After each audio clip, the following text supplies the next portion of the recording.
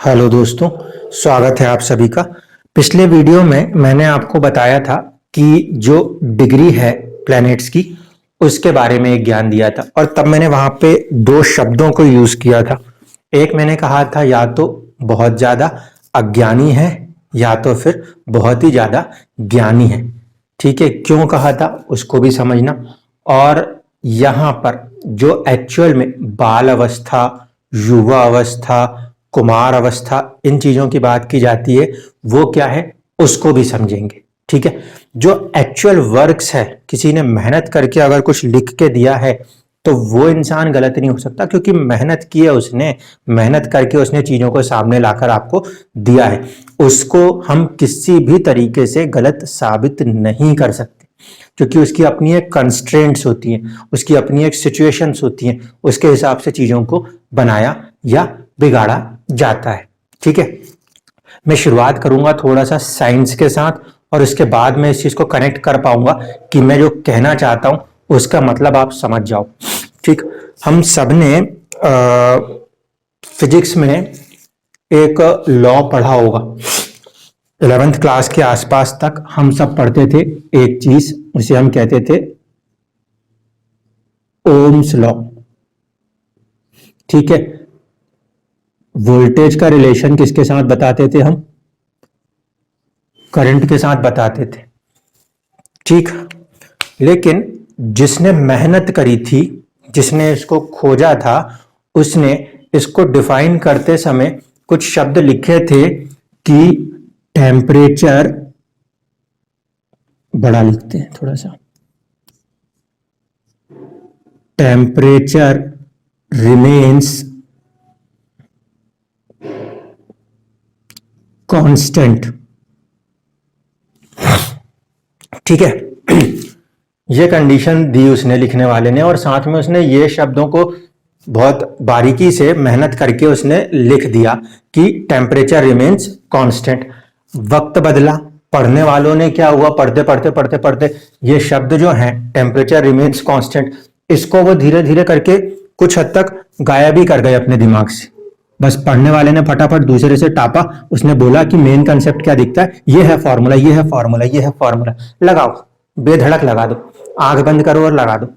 यही चीज मैंने कहा था ना कि कुछ लोगों ने ज्ञान को चुराया और चुरा के ऐसा लगा दिया कि बस यही फॉर्मूला है, अप्लाई अप्लाई, सिर्फ अप्लाई है ना, इसको पास करना है, पीईटी का पास करना है, पीएमटी पास करना है, ये एग्जाम पास करना है, वो एग्जाम पास करना है, अंधेर लगा के बिल्कुल एकदम से अपना काम चला लो।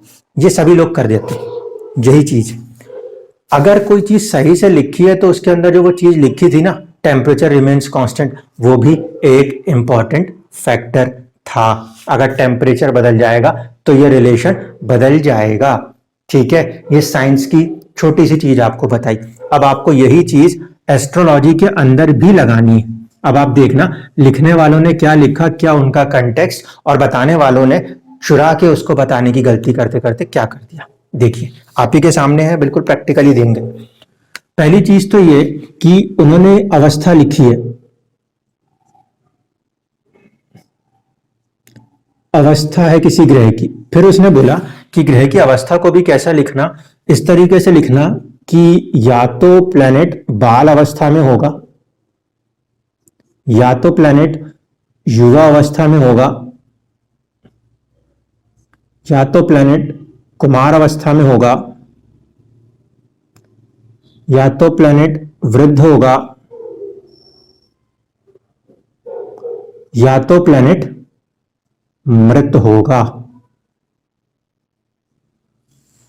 ठीक है, ये 4-5 कुछ अवस्थाएं उन्होंने बना दी। अभी मेरे को एग्जैक्टली सीक्वेंस नहीं याद, तो मैंने सिर्फ इस तरीके से नाम आपके सामने लिख दिया है। अब आप ये समझो, ये जो अवस्था है, ये अवस्था किस चीज का कंसेप्ट है? ये अवस्था कंसेप्ट है उम्र का ना, तो इसको उसी तरीके से इस्तेमाल करना होगा जैसे कि हम अपनी जिंदगी में इस्तेमाल करते हैं। ठीक है, लेकिन इस कंसेप्ट को किसके कंटेक्स्ट में लगाना है ये इंपॉर्टेंट होगा। ये जो कंसेप्ट है अवस्था का, ये किस कंटेक्स्ट में लगाना है ये इंपॉर्टेंट होगा। ठीक है, कल जब हमने अपनी बात खत्म की थी तो हमने कहा था कि प्लेनेट के सामने कुछ ऐसा लिखा होता है, मान लो 10 डिग्री और कोई एक राशि लिखी होगी, सपोज उसने लिख दिया आपको cancer sine, 10 degree cancer sine, minutes और जो भी उनका आगे का है वो लिखा रहेगा। तो ये 10 डिग्री जो है वो किसके अंदर है, कैंसर साइन में एंटर होने के बाद है। तो इसको हमने कैसे रीड करना था, ये कैंसर साइन का मतलब हो गया 30 डिग्री इंटू कैंसर इज 4, तो 30 इंटू 4, ये कंप्लीट कर चुका कितना प्रोसेस, ये कंप्लीट कर चुका 120 डिग्री, आगे कितना बढ़ा है 10 डिग्री। तो ये हुआ था हमारा कल का आउटकम कि प्लैनेट की डिग्री ना तो 0 दिखाई देगी, ना 28 दिखाई देगी, ना कुछ दिखाई देगा। तो ये वाली बात आप पहले समझ लो कि प्लैनेट्स में जो डिग्री लिखी है उसकी अवस्था से कोई लेना देना नहीं है। ठीक है, ये बात बिल्कुल साफ होनी चाहिए आपके दिलो दिमाग के अंदर। अब ये अवस्था का क्या कंसेप्ट है, अब इसको समझ लेते हैं। ठीक है, अवस्था तब लागू होती है जब चीजें फिक्स होती हैं। फिक्स कैसे, बताता हूं आपको। आपकी उम्र जो है हमने सेट कर दी है, मान लो 0 से लेकर आपकी उम्र जा सकती है, इंडिया के कंटेक्स्ट में अगर ले लेते हैं, एज 65 ले लेते हैं या 70 ले लेते हैं, जो भी आपको पसंद आए, है ना। इस एज ग्रुप के अंदर के लोग ज्यादातर हमें देखने को मिलते हैं अगर किसी भी जगह पे। तो फिर हम इसके अंदर क्या करते हैं, चीजों को डिवाइड करते हैं। हम कहते हैं कि भाई एक जातक जिसका जन्म होगा वो 0 से लेके 10 साल तक हम उसको क्या मानेंगे, बाल्य अवस्था मानेंगे, बच्चा मानेंगे। उसको समझ नहीं है, उसको वो कुछ भी कह सकता है, कुछ भी कर सकता है, एनीथिंग लाइक दैट। जब वही थोड़ा सा आगे बढ़ेगा और वो 11 डिग्री से, मान लो 11 की उम्र से लेकर वो अपने आप को 17 साल तक या 18 साल की उम्र तक करेगा, तो हम उसको मानेंगे कि वो हमारे लिए कुमार अवस्था में है। ठीक है, कुमार अवस्था में है का मतलब उसमें एक जोश है, अभी भी उसको समझ तो नहीं है लेकिन जोश पूरा है, वो उसकी कुमार अवस्था है। ठीक है, यहां तक आपको वोटिंग राइट्स नहीं देते भारत जैसे देश। इसके बाद आप आते हो, मान लो आप 19 साल से शुरू होते हो और आपको वो कहते हैं 36 साल तक, जहां पे उसके पास एक जोश भी है और उसको समझ भी है। तो यहाँ पे हमने उसको बोला है कि ये आपकी वो अवस्था है जिसे हम कहते हैं आपकी युवा अवस्था, यूथ कहलाते हैं। इसके बाद हम आगे बढ़ते हैं। अब हम 37 से आए, थोड़ा सा उनको कुछ परेशानियां धीरे धीरे शुरू होंगी। यहाँ से चलते चलते ये लोग जाएंगे तकरीबन 50 साल तक। तो ये अवस्था को हम क्या नाम देते हैं, इसे हम नाम देते हैं कि अब हम क्या हो चले हैं, वृद्ध हो चले हैं। जब हम अपना आखिरी वाले पीरियड्स में एंटर कर जाते हैं, 50 को चलो आप 55 कह लो, यहां तक आप अपने आप को वृद्ध ले लो। इसके बाद जब आप एंटर करते हो तो 56 के बाद से लेकर आप जितना भी आगे एंटर करोगे, यहाँ पे अब हो सकता है कि आपकी बॉडी बहुत रेस्ट मांगना शुरू कर दे, तो यहाँ पे बहुत ज्यादा काम नहीं करेगा इंसान। यहाँ पे हम इसे नाम देंगे क्या चीज, मृत अवस्था। ठीक है, हकीकत में जिंदगी में यही चीज लागू होती है, यही जिंदगी है, इसी को हमें कुंडली पर लेके जाना है। फिर से कह दूं, हकीकत में जिंदगी पे यही चीज लागू होती है और हमें इसी हकीकत को कुंडली के ऊपर लेके जाना है, क्योंकि कुंडली और कुछ नहीं, जिंदगी का सिर्फ एक आईना है। इसके अलावा आप उससे कुछ और देखते हो तो फिर आपकी अपनी सोच है। ठीक, इतनी बात आपको समझ में आई। मैंने यहाँ पे एज को 0 से लेकर 70 पे कंप्लीट कर दिया था। अब समझना, ये चीज जो मैंने की, इसको मुझे कहां पे करना है, इसको मुझे भाव पे करना है, भाव पे करना है। क्लियर है? जो लोग थोड़ा सा भी जागरूकता रखते होंगे वो तो फटाफट समझेंगे, जो नहीं रखते उनके लिए भी समझाने का प्रयास करता हूं। कल इसका एग्जाम्पल दूंगा कि 0 डिग्री या बहुत छोटे डिग्रियों पे भी प्लेनेट रिजल्ट करेगा। हमने कल जब बात करी थी, ये अगर कोई सा भी एक भाव है, 12 में से हम सिर्फ एक भाव लेके चलेंगे, ध्यान रखना, क्योंकि ये कंसेप्ट सिर्फ भाव का है। ये भाव है, ये भाव की जो टोटल लेंथ है, ये मैंने आपको कल दी थी, वो कैलकुलेशन में कितनी थी, 30 डिग्री की थी। ठीक है, ये है 30 डिग्री की आपकी पूरी की पूरी भाव की एक लेंथ। अब क्या होगा, प्लेनेट इसके अंदर एंटर करेगा, राशि के अंदर तो राशि के अंदर हमें मौजूद रहते थे 2.5 नक्षत्र। इसीलिए प्लेनेट किसी भी कंडीशन में राशि के अंदर किसी ना किसी नक्षत्र में रहता था।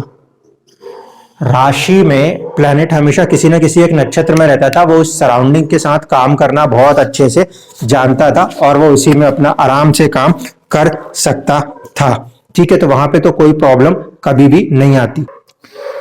तो इस तरीके से जो है आपको राशि के अंदर जब कोई ग्रह जाएगा, वो किसी ना किसी नक्षत्र में बैठा होगा, उस नक्षत्र के माहौल में वो अपने आप को हमेशा हैप्पी महसूस कर लेगा, वहां तक कोई भी चीज परेशान नहीं करेगी। लेकिन जो भाव में वो एंटर हुआ है, अब वो उस भाव का रिजल्ट देगा नहीं देगा, कितना देगा, कैसा देगा, वो उसकी अवस्था है। भाव के रिस्पेक्ट में प्लेनेट को देखना, ये उसकी अवस्था कहलाती है, ना कि राशि के डिग्री के एस्पेक्ट में देखना। ठीक है, अब कोई प्लेनेट एंटर हुआ, हमने कितनी अवस्थाएं लिख दी थी वहां पर, मेरे ख्याल से शायद 5 अवस्थाएं मैंने लिखी थी। बाल अवस्था, बाल के बाद हमने थोड़ा सा उसको बड़ा किया, हमने कहा इसको कुमार अवस्था, इसके बाद हमने उसको और बड़ा किया, हमने कहा युवा अवस्था, युवा के बाद हमने और बड़ा किया तो हमने उसको कहा वृद्ध अवस्था, और इसके बाद हमने उसको लिया तो हमने लिया मृत अवस्था। 1 2 3 4 5 अवस्थाएं हैं। अगर सबको बराबर बराबर बांट दिया जाए, मतलब मैं अपने अल्प ज्ञान से बांट रहा हूं, इसके लिए मैं कोई भी गारंटी वहां पे नहीं दे सकता कि उन्होंने किस तरीके से बांटा है, क्योंकि जिन्होंने मेहनत की है, times remains the temperature remains the constant जिसने लिखा है वही उस बारीकी को जानता है। मैं नहीं जानता कि वो किस टेम्परेचर में, केल्विन में बात कर रहे थे कि सेल्सियस में बात कर रहे थे। इसीलिए ये 5 को उन्होंने बांटा है। अब वो डिग्री उन्होंने क्या बांटी वो तो वही जानते हैं, मैं भी नहीं जानता। लेकिन मैं ये मान लूं कि अगर मैं इसको बराबर भी बांटना चाहता हूं अपने अल्प ज्ञान से, तो 1 2 3 4 और 5 है, तो ये 5 हिस्से सबको मैं बराबर में बांट देता हूं। अगर 30 डिग्री की चीज है और 5 हिस्से बांटने जाऊंगा तो सबको मैं 6 डिग्री दे दूंगा। ये मैं अपने अल्प ज्ञान से बांट रहा हूं भाई, ध्यान रखना। इसके लिए पुराने वाले लोगों ने जो लिखा और उसके अंदर क्या कंस्टेंट लिखा ये मेरे को नहीं पता, तो मैं यहां पर सबको बराबर का हिस्सा इस हिसाब से दे देता हूं। यानी कि अगर कोई ग्रह 0 से लेकर 6 डिग्री तक है तो आप इसमें चले जाना, 6 से थोड़ा आगे जाओगे तो कुमार में चले जाना, फिर +6 12 हो गया, 12 से +6 करना 18, तो और आगे जाना, 18 से +6 करना 24, तो और आगे जाना, और 24 से +6 करना तो आप और आगे चले जाना। ये लेकिन ये एग्जैक्टली कितना लगेगा ये तो हमें चार्ट्स के ऊपर काम कर करके ही मालूम चलेगा, क्योंकि टेम्परेचर रिमेन्स कांस्टेंट में टेम्परेचर केल्विन में था कि काय में था कि क्या था वो हम नहीं जानते। इस बात को समझ लीजिए आप अच्छे से, इसी बात को यहाँ पे भी लागू करना है। ये डिग्रियां हो सकता है हम 6 मान के चल रहे हैं, कुछ 4 डिग्री पे रिजल्ट्स कर दे हो, कुछ कहीं करते हो, कुछ कहीं करते हो, तो ये हमें अपने प्रैक्टिकल एक्सपीरियंस से खोज के निकालना पड़ेगा। इसको हम जनरल स्टेटमेंट नहीं कह सकते, ठीक है। नहीं तो आप कल को मुझे बोलोगे कि भैया 5 के हिसाब से आपने 6 डिग्री बताई थी, ये नहीं, ये आपको जिंदगियों पे लगा के निकालना पड़ेगा। यहां तक आप बात समझ गए। अब आपको ये बात समझ में आई कि हमारे को प्लेनेट जो है वो इसके अंदर लेकर आना है। अब यहां पे लिखा है सपोज 2 डिग्री का है सूर्य, ये राशि में मान लेता हूं अपने एग्जाम्पल के लिए, 1 नंबर लेता हूं मेष राशि। इस भाव में मेष राशि मौजूद है, यहां पे हमें ऐसा लिखा हुआ दिखा 2 डिग्री मेष राशि के अंदर बैठी है, मेष राशि में 2 डिग्री में कोई ग्रह बैठा है। अब देखो अगर ये 2 डिग्री में बैठा है और शुरुआत राशि की 0 डिग्री मेष से हुई हो, 0 डिग्री मेष से हुई हो, पूरा ही लिख दो नहीं तो मरकरी समझ में आएगा। अगर 0 डिग्री मेष से शुरू हुई हो राशि वहां उस भाव के अंदर और 2 डिग्री पे कोई ग्रह बैठा है, तो ऐसी परिस्थिति में वो ग्रह एग्जैक्टली कहां पे नजर आना चाहिए, वो नजर आना चाहिए शुरुआत में 0 से लेकर 2 डिग्री। अब ये उसके लिए क्या है, ये उस कंडीशन में, उस भाव के कंटेक्स्ट में, ये उस भाव के कंटेक्स्ट में कैसा है, एक अभी एंटर हुआ है, जैसे हम कहते हैं ना बाल्य अवस्था, यानी कि अभी वो इस भाव के साथ पूरी तरीके से तालमेल नहीं किया है। अभी जातक ने अपने जन्म में 0 से लेके 10 साल तक जो चीजें हैं उसके साथ थोड़ा सा तालमेल करना तो सीखा है, लेकिन उसने वो मानसिकता डेवलप नहीं करी है कि वो पूरी तरीके से उस भाव से कनेक्ट होगा। सेम चीज प्लेनेट के साथ हो रही है कि प्लेनेट उस राशि में, उस डिग्री पर जो है अभी एंटर है। अगर वो 0 से शुरू होती है तब तो वो अवस्था उसके लिए बाल्य अवस्था है, यानी कि अभी उसने उस भाव के तत्व को पूरा नहीं समझा।